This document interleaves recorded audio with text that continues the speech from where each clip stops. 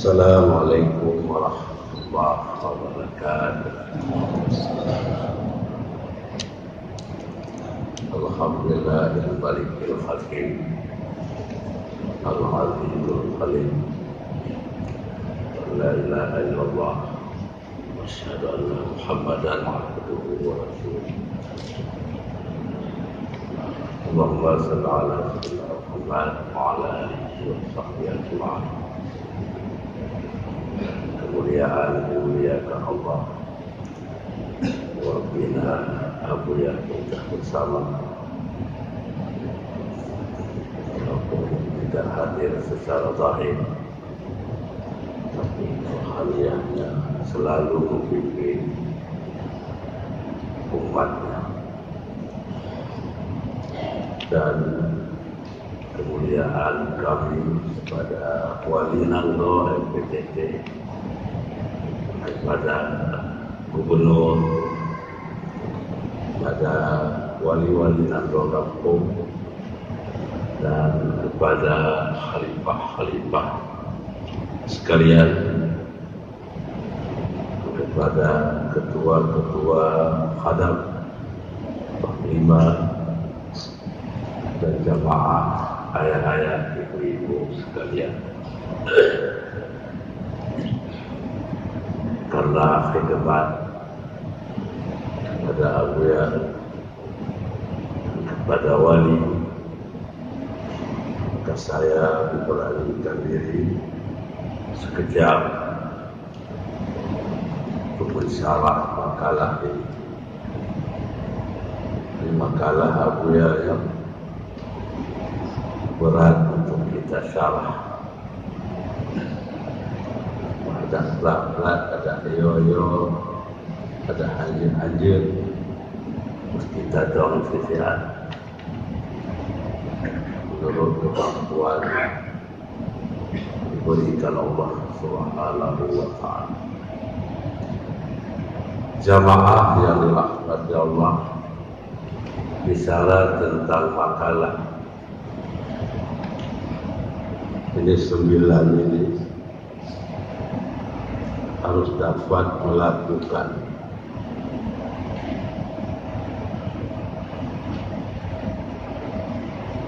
tentang, yaitu takut-takut, tidak lepas setelah salat. Imam Hujjatul Islam Al-Ghazali selalu menganjurkan lepas daripada salat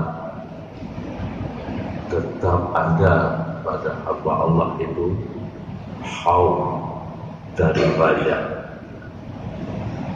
Kata-kata khauf itu takut, bahasa yo,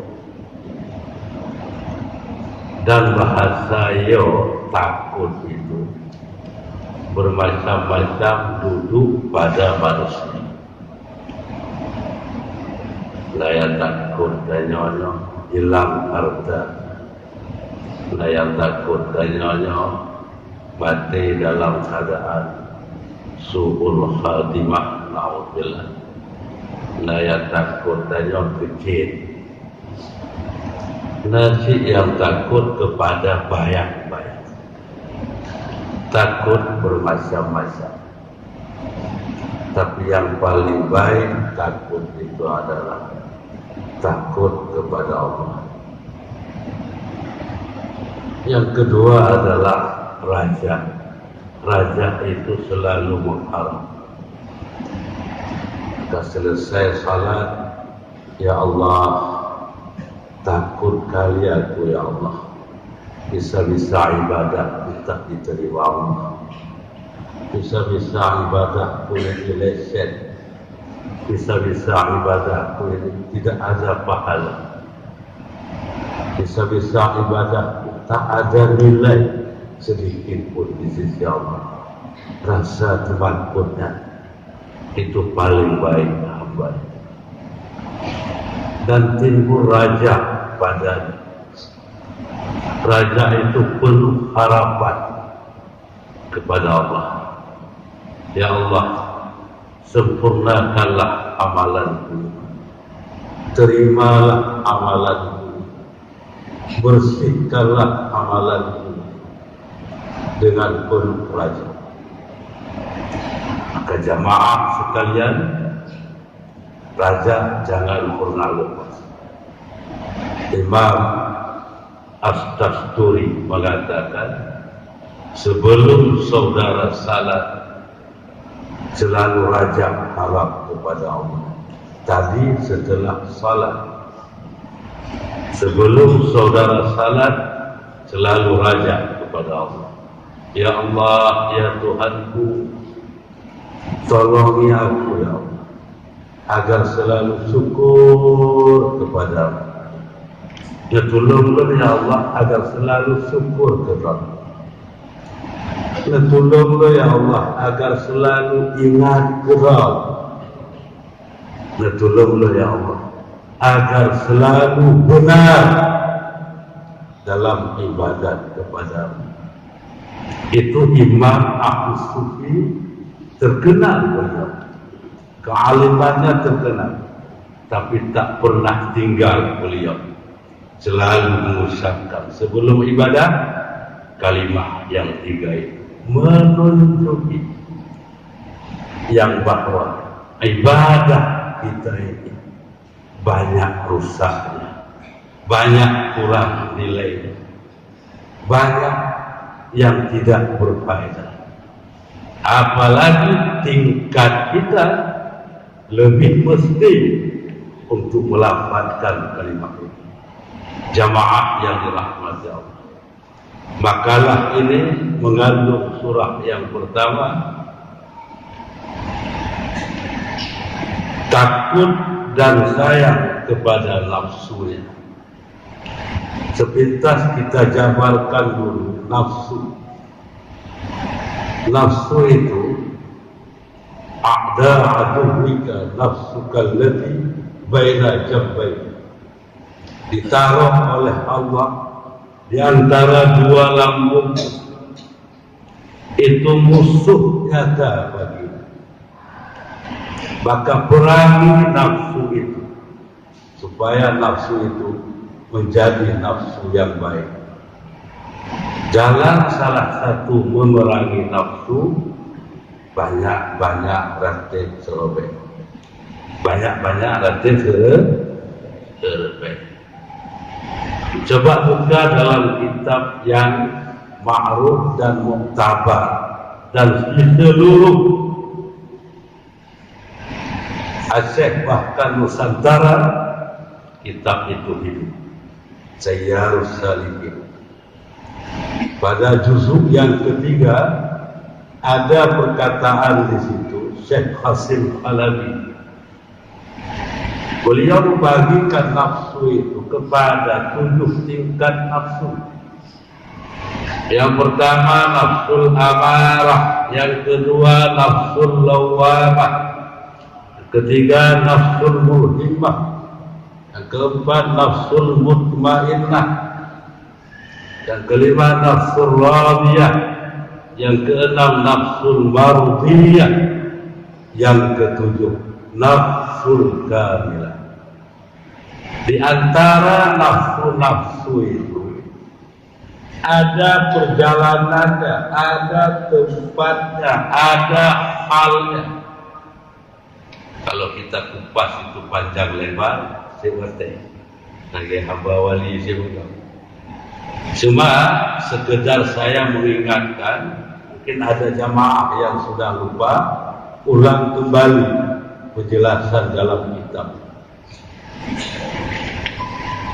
Dan nafsu itu diatur ketentuan zikirnya. Nafsul amarah, banyak-banyak baca la ilaha illallah, la ilaha illallah. Nafsul lawamah, banyak-banyak baca ya Allah, ya Allah, ya Allah.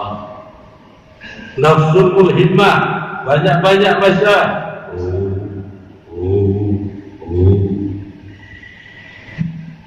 Nafsul mutmainnah, banyak-banyak baca ya Hayyu, ya Hayyu, ya Hayyu. Nafsul radiyah, banyak-banyak baca ya Qayyum, ya Qayyum, ya Qayyum. Nafsul mardiyah, banyak-banyak baca lahu illahu, lahu illahu. Nafsul kamilah, banyak-banyak baca ya Qahar, ya Qahar, ya Qahar. Jangan ya Qahar terus. Dari tingkat pertama belum naik kepada kedua, ketiga, keempat, langsung atik ya Qahar. Tak sanggup bawa lagi. Makanya diatur zikir itu menurut ketentuan nafsu, nafsul amarah, la ilaha illallah. Betul. Tak ada manusia yang rela dengan keadaan sakitnya. Nafsunya tak mau terima. Nafsu tak terima kita miskin, nafsu tak terima kita sempit, nafsu tak terima kita susah, nafsu tak terima kita dalam keadaan sakit tapi kepingin nafsu sebalik daripada itu. Maka perjalanan nafsu amarah itu ilallah, kepada Allah, tak ada lain. Karena intinya sudah wali jelaskan semua. Mau jamaah atau apa? Kepada Allah. Zikir kepada Allah. Sedekah kepada Allah. Kepada Allah semua, tak kepada makhluk. Nah, perjalanan. Dan nafsul amarah itu ada sifat-sifat yang sangat jelek.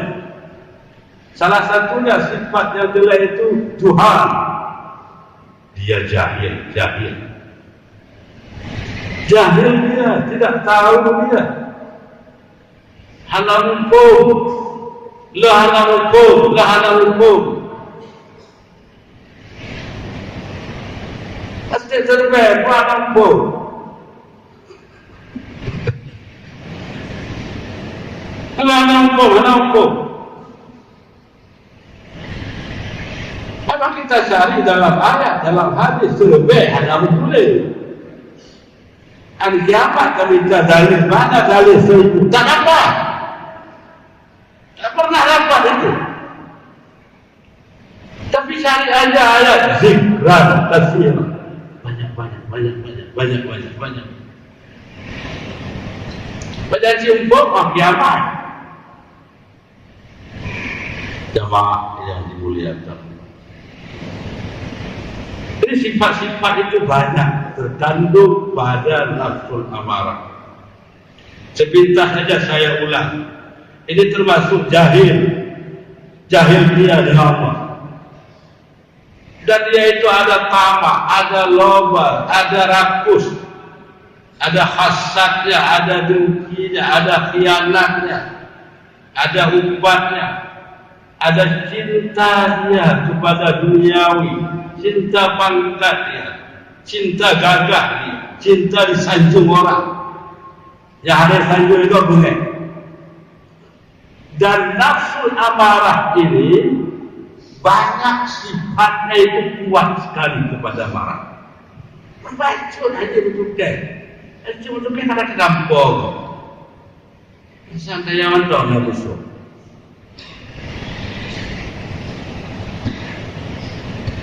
Apalagi jamaah MPT tak habis sakit, tak pernah menyakiti. Tahirkan akhlak yang baik.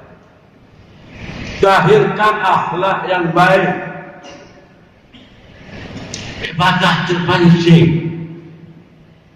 Kalau wajar tunggu karena tingkat nafsul amarah maka boleh nanti kelengok, nanti pulang, nanti boleh cepat amarah. Justru karena demikian jamaah yang dirahmati Allah, tujuan Abu Ya Murabbi kita membawa ratib serba supaya umat merubah, terubah terobati, bisa berubah nafsu-nafsunya itu, habar-habar nafsu, khatar-khatar nafsu. Dan supaya umat itu bisa berakhlak yang baik, bisa berperilaku yang baik.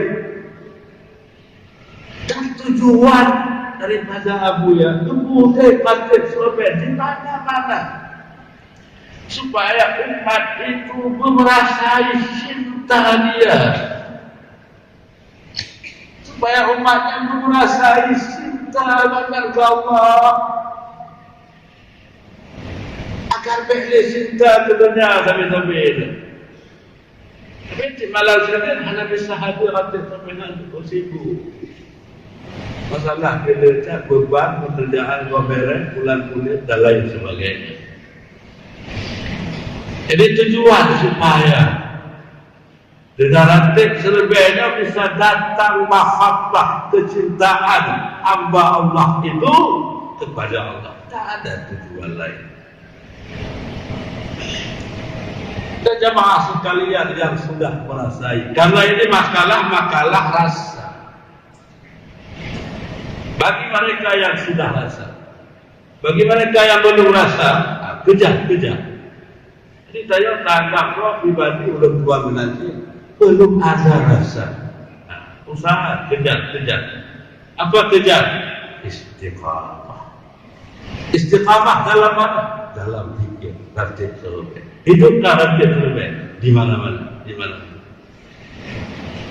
Istiqamah itu apa? Tetap pada perkataan Sayyidina Abu Bakar, Allah tusyrik bihi syai'an. Abu Bakar mengatakan, Sayyidina Abu Bakar, apa istiqamah? Istiqamah itu tidak pernah mensekutukan Allah dengan sesuatu. Zikir, la ilaha illallah, ingat Allah. La ilaha illallah, ingat tupai, ingat kerja dan lain sebagainya. Itu maknanya mensekutukan Allah.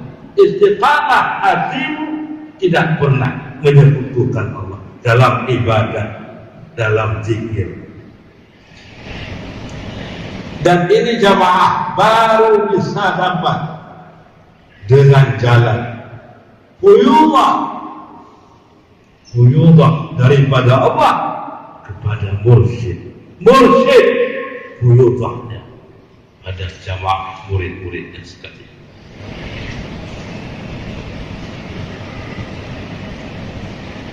Kita jalan salah satunya adalah istiqamah. Dan coba jamaah merasai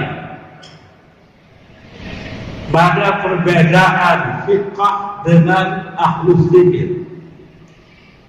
Coba lu kisah masyhur riwayat dalam kitab saya Risalah Kirsi halaman 100 sikurun diulang lagi.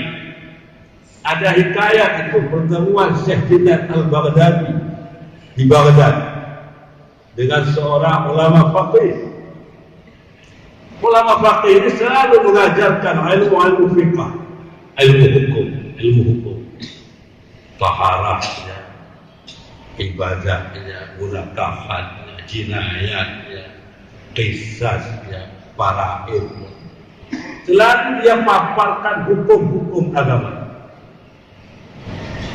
Sedangkan Syekh Junaid Al-Baghdadi dia berjalan dengan ilmu kesufian, dia ajak umat. Ayo zikir. Ayo ingat Allah semua. Lantas murid daripada Al-Faqih semuanya terbang menuju kepada Syekh Junaid Al-Baghdadi. Lalu Syekh Al-Faqih itu menjadi pertanyaan, jadi marah saya. Kamu wali?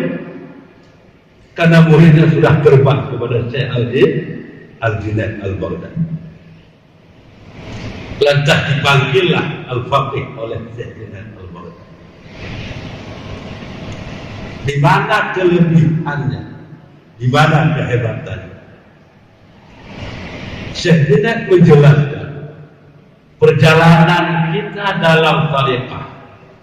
Kamu mengakui Tariqah ahlul fiqah itu lebih dekat kepada Allah. Saya mengakui tariqah ahlul kesufian itu lebih dekat lagi kepada Allah. Kalau tariqah ahlul fiqah 30 tahun ibadah baru bisa bertemu dengan yang dia cintai. Tapi kalau ahlus sufi tidak sampai setahun dia sudah menemui yang dia cintai.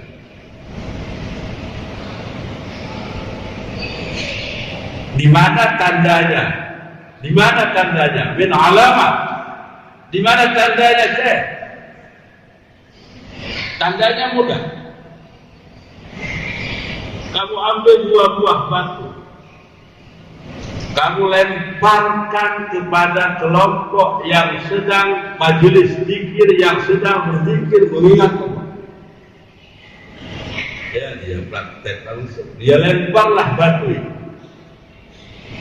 Di saat batu terbang jatuh di tengah-tengah ahli zikir, makin terkejut ahli zikir. Allah, Allah, Allah, Allah. Satu orang pun tidak ada hirau kepada batu itu, karena dia sudah suk dalam zikir kepada Allah. Namun situ yang goyang, yang belum. Di saat batu itu turun jatuh di tengah-tengah ahli zikir. Kamu lihat sendiri itu. Lantas dia ambil batu, dia lempar kepada kelompok yang ahlul fiqah. Yang ahlul fiqah itu orang-orang yang sedang belajar ilmu-ilmu fiqah, ilmu-ilmu zahir. Di saat batu itu jatuh, semua mata terbelalak. Siapa yang lempar itu? Bandung mata itu tersenang kepada siapa yang melempar itu. Lantas mereka itu semua bangkit marah. Maka dibentak-bentaklah orang yang melempar batu itu, menunjuki didikan zahiriyah dalam ilmu fiqh lebih membawa orang itu dekat dengan Allah. Makin bertambah emosi, makin bertambah nafsunya, makin bertambah marahnya. Menunjuki ahlu zikir, mereka itu makin bertambah dekat dengan Allah. Makanya jamaah sekalian, kalau kita ajak ngomong, ajak dialog ahlu sufi dengan ahlu fiqh, tak ketemu. Kenapa? Mereka perjalanannya zahir, tidak menjurus kepada rohaniah.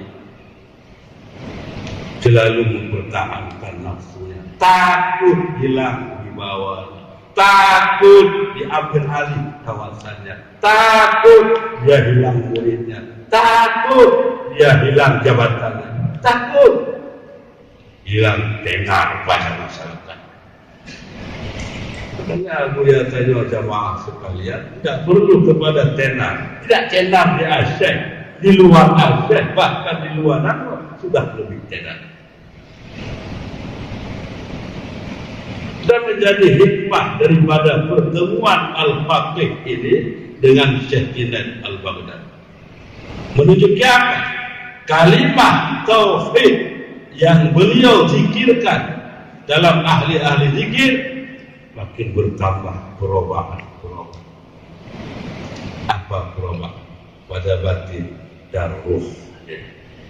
Makanya jemaah sekalian, bahwa saya tingkatnya muhimlah. Tak bisa habis kita kupas ini, itulah sekedar aja. Marilah sama-sama kita selalu istiqamah dalam rajin serban, selalu bermuraqabah, dekatkan diri kepada Allah. Ini adalah maksud ibadah paling besar bagi kita. Tidak ada tujuan untuk kita ini membesarkan umat. Rajin serban adalah menyatukan umat. Rajin serban menyatukan roh sekalian muslimin muslim, hingga kita bisa hidup berkasih sayang, hidup berdampingan. bisa hidup selalu memperjuangkan agama di bawah bimbingan Abu kita bersama. Amin. Rabbana alamin. Kurang lagi kekurangan dari saya, kelebihan daripada Allah. Assalamualaikum warahmatullahi wabarakatuh.